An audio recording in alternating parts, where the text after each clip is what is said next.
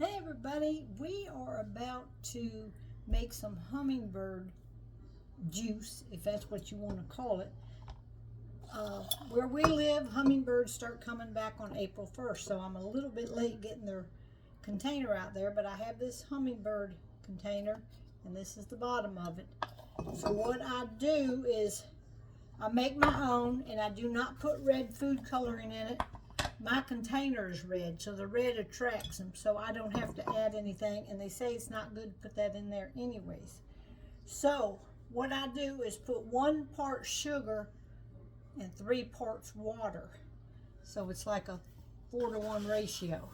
So I got a half a cup of hot water right here, and I'm going to put a half a cup of sugar in there, and I'm going to dissolve that. Let me get a spoon here.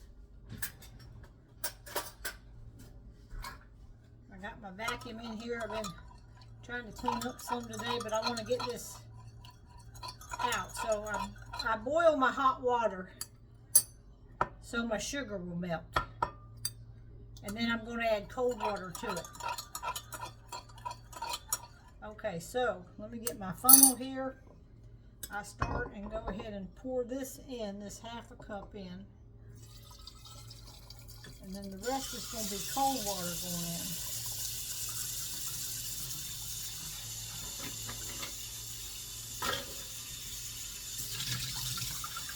So I put a half a cup of water in already, so I'm going to put about 1.5 cups if it holds it all.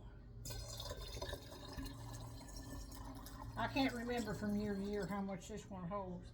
So it looks like I need to do 2 recipes of it.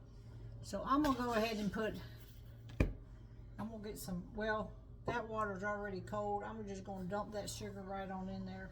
That water's kind of warm. So I'll just mix that up, and that sugar will dissolve. So now I need to put some more water in there.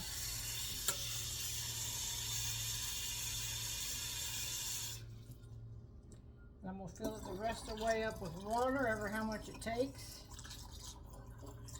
And then I'm going to tell you a trick at the end that I do, because you know, this is sugar water, and where we live, we get something called sugar ants. And they will find any kind of sweetness that you have around your house. If you leave a cookie crumb out in the kitchen, them little sugar ants will find us. That's what I call them. They're real little tiny ants. Well, we get them on the porch, and they will come to this because it's sugar water. So I looked it up one time to see how to keep them ants out of your hummingbird feeders. And here's what you got to do. Now I'm going to flip this up, and it's going to start filling up the bottom. So when I go out there to hang my hook up, I have a chain on my porch where I'm going to hook this to, a hook. Well, the ants come down the porch and go down the chain, come down here and go all the way down here and get into your container. So what you want to do is take a big glob of Vaseline, petroleum jelly, and put it all around your hook here. And I'm going to do that after a while. You'll see it's got a little bit left on there from last year. So I will get a big glob of petroleum jelly, put that all around my hook, and they will not cross over that hook. And if they don't come down the hook, they can't get into your feeder. So I'm going to go ahead and hang this out. I usually get a couple hummingbirds every year. So this is what it looks like. It's got 4 little places, and they buzz in. They're real loud. They buzz in and they drink, and I've gotten pictures of them and everything. I set it right on my front porch. It's hanging in my front porch, and I'll let y'all see that later hanging, but I'm going to go ahead and go out there and hang it up.